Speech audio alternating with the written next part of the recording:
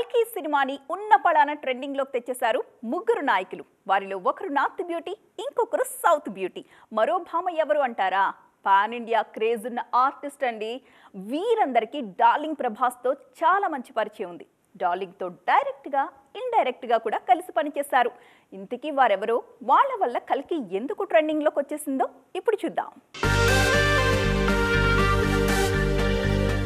కల్కి 2898 AD అనే పేరు వినగానే ఎవరికి ఏ విషయం గుర్తుకొచ్చినా అందరికి కామన్ గా గుర్తొచ్చేది మాత్రం ఆ సినిమాలో బుజ్జి క్యారెక్టర్. బుజ్జి మాట్లాడిన మాటలు, ఆ మాటలకు గొంతు అరువిచ్చిన కీర్తి సురేష్. యాక్చువల్ గా కల్కి మూవీలో కీర్తికి ఓ క్యారెక్టర్ చేయమని ఆఫర్ చేశారట నాగశ్విన్. కానీ నాగి ఆఫర్ చేసిన రోల్ ని చేయనని చెప్పేశారట కీర్తి సురేష్. అయినా ఎలాగోలా ప్రాజెక్ట్ లో భాగం కావాలని అనుకున్నారట.